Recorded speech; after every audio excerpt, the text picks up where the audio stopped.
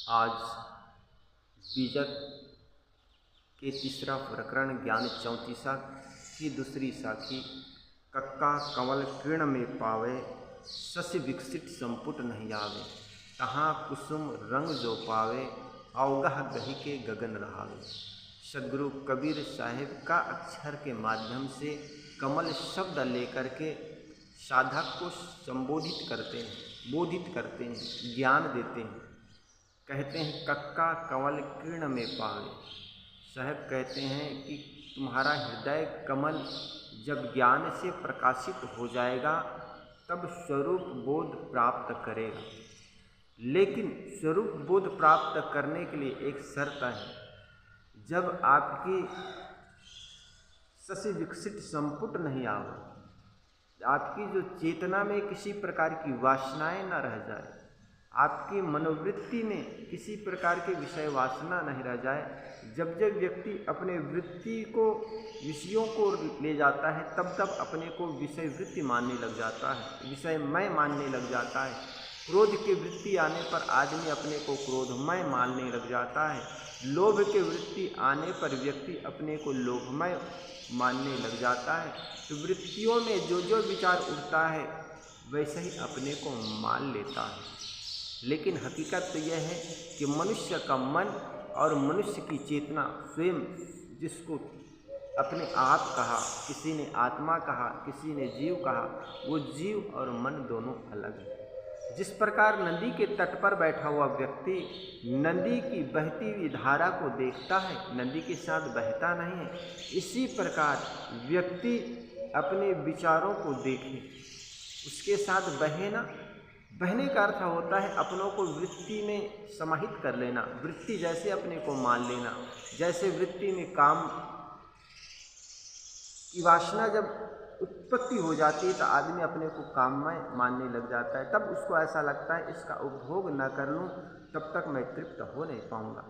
क्रोधमय मान लेने पर, क्रोधमय वृत्ति हो जाने पर व्यक्ति ऐसा लगता है कि मैं इस व्यक्ति को क्रोध के आवेश में आकर के मार न दूँ तब तक तृप्त न हो जाऊंगा।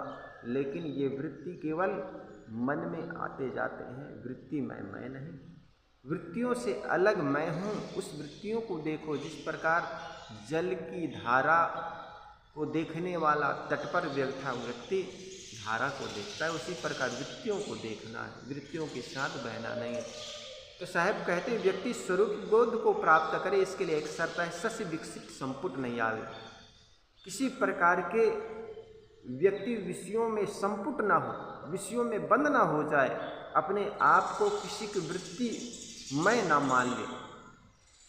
कक्का कंवल किरण में पावे, शशि विकसित संपुट नहीं आवे। तहाँ कुसुम रंग जो पावे। सदगुरु कबीर कहते हैं फिर वह स्वर्णिम तत्वबोध को प्राप्त होता है। तहाँ कुसुम रंग जो पावे, अवगाह गही के गगन रहावे। साहब कहते हैं फिर तो वह साधक अपने तत्ववृत्ति में, अपने तत्व में, अपने आप में, अपने आप का बोध प्राप्त कर लेता है।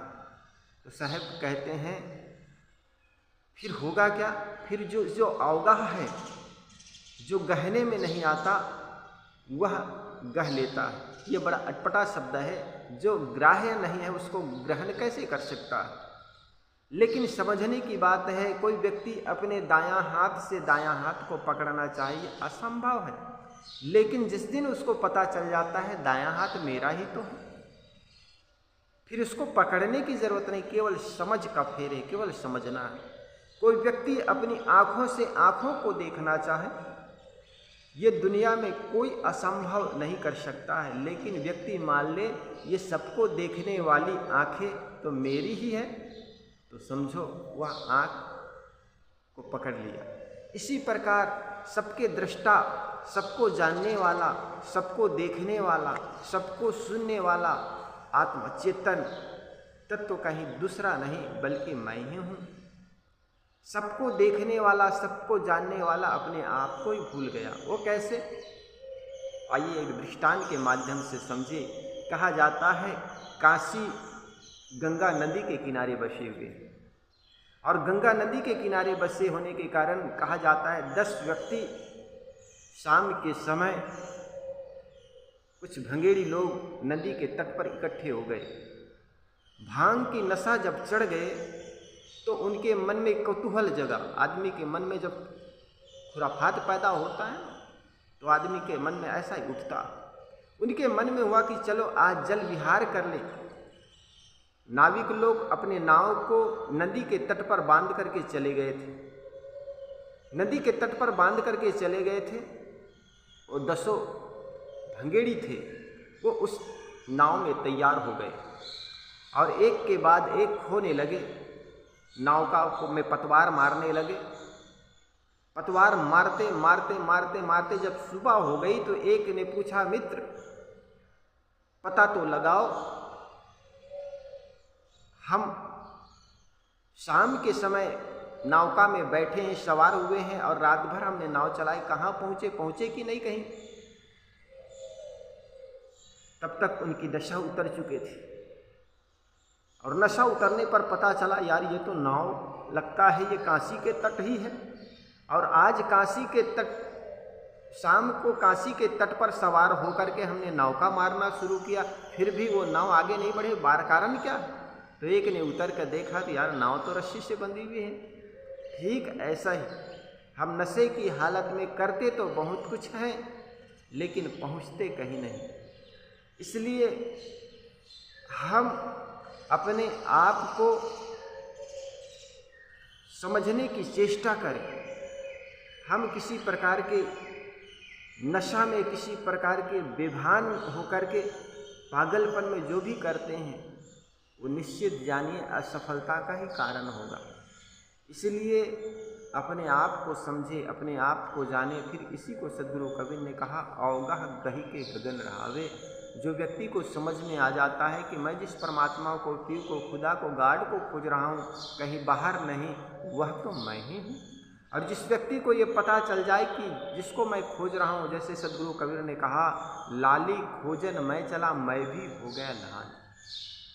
परमात्मा को खोजने चलना वैसे ही है जैसे एक नमक का ढेरा, नमक का टुकड़ा सागर में अपने वृहद रूप को खोजने लग जाए, अपने आप को खोजने लग जाए तो उसी में डूब जाएगा, भूल जाएगा।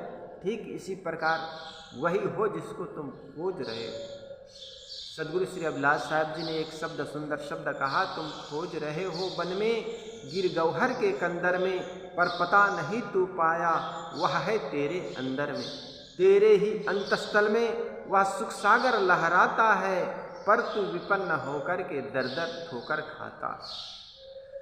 आदमी अपने आप को ही जानकारी न होने के कारण वह बाहर खोजता है, दौड़ता है। सद्गुरु कबीर ने कहा, दौड़त दौड़त दौड़िया, जहाँ तक मन की दौड़, दौड़ थका मन फिर भया, वस्तु ठौर की ठौर। तो सद्गुरु कबीर कहते हैं, अवगाह गही के गगन रहावे। फिर तो आदमी अपने स्वरूप को समझ करके, अपने स्वरूप को जान करके गगन रहावे, अर्थात अपने आप में पूर्ण शांत हो जाते हैं। और यही हम सबको करना है और इसी के लिए हम सब कर रहे हैं।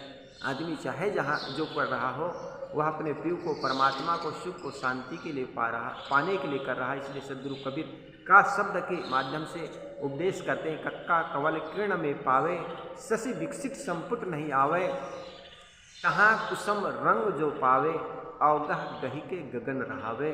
जब आदमी के हृदय ज्ञान से प्रकाशित हो जाता है तो आदमी को तत्वबोध होता है। और तत्वबोध करने के लिए एक सबसे बड़ा शर्त है, व्यक्ति के मन में किसी प्रकार के विषयों का संपुट ना हो, विषयों में बंध ना जाए। और विषयों में जब बंध नहीं जाएगा, अपने हृदय कमल से ज्ञान को प्रकाशित कर लेगा तो आदमी को स्वरूप बोध हो जाएगा। फिर स्वर्णिम ज्ञान को उपलब्ध हो जाएगा, अपने स्वरूप स्थिति रूपी स्वर्णिम में स्थित हो जाएगा। फिर तो वह वैसा ही है जैसे अवगाह गही के, जिसको हमें गहने में नहीं आ रहा था उस तत्व को हमने गह लिया, अपने आप को समझने में नहीं आ रहा था उस अपने आप को समझ लिया।